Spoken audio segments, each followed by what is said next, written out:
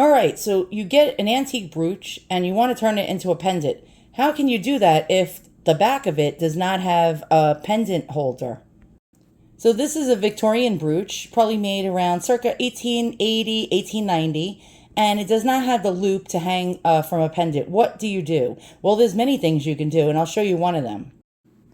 So you can go on Amazon and spend probably about another 10 to 15 more dollars on your brooch, and you can get these pin converters. I don't know if you can see them. They come in different sizes and different colors. In this case, we got the color that matches the pin or the brooch, and you can get a chain for really cheap. And I got this chain for $11 and like 99 cents or some shit like that. And these cost me like $9.99, these pin converters. So, all right, let's look at them and check it out. Okay, so you can get them where they come in a variety pack, where it comes with the little tube that would go over the brooch part. It has a longer piece and a shorter piece. And in this case, we'll try to use the longer piece. And here's our snake chain, which is actually 2 millimeter in width. I like my jewelry a little wider and bigger because it looks better with the piece. All right, but there's an issue. So we're going to show you the issue. I'm going to actually flip this over.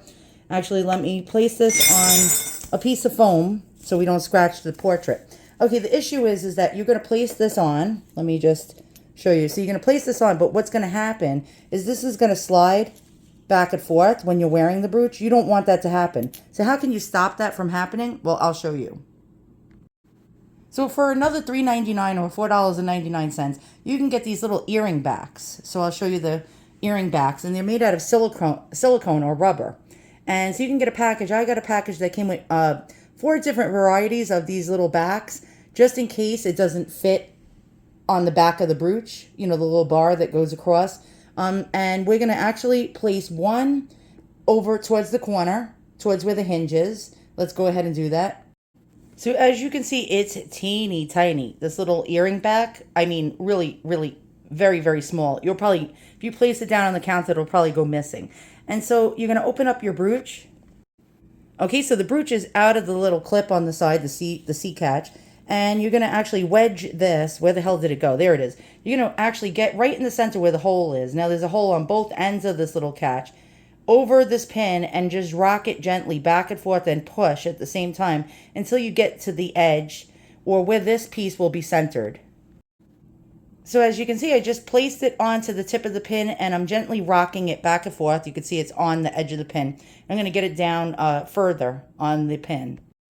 All right, so I'm having an issue pushing down this rubber piece onto the pin without bending it. So you just get like a little needle nose pliers and just hold it on one end gently without trying to crush the pin and bend it in half, and just like nip it and hold it and then try to push down the stopper. Okay, so when you get your stopper on, you can just move it to make sure that this little brooch converter is actually centered right down the center of your pin. I might have to just move this over to the right just a tad bit. As you can see, the stopper is over there. And all right, now you're going to actually place this converter piece over the pin. Let's go ahead and do that.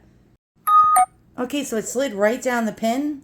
You see the little stopper to the right of it. Now we're going to get another stopper out and put it on the left side of the brooch converter.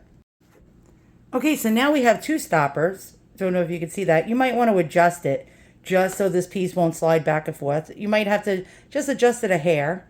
Now you're going to place it on your chain.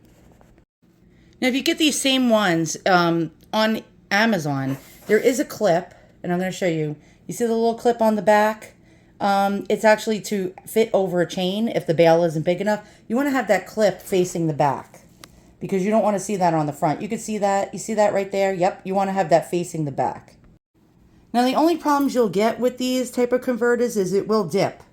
See how the heavy brooch is dipping forward? The lighter the brooch, the easier this is to do. But we have it on our chain. If you lean it up against your body, it shouldn't dip unless you bend down. All right, so now we successfully converted our antique brooch into a pendant, and I have another one hanging from my mannequin as well. And this was just a brooch before also. This one was from the early 20th century, probably circa 1910. This one, 1880 to 1890. And now we just turned this into actually a convertible. So if we feel like wearing it as a pendant, we can wear it as a pendant. And all for under $20. You can do that by getting a chain. If you don't have a chain around the house, it would be cheap. I mean, if you have a chain around the house, it would be cheaper because you could just place it on your chain, and just get the little silicone little earring backs and the converter pins, which are like $9.99 for the converter pins, and the earring backs between $3.99 and $4.99 on Amazon. The chain being $11.99, but well worth it. So once again, thanks for watching. See you guys all soon, and so long.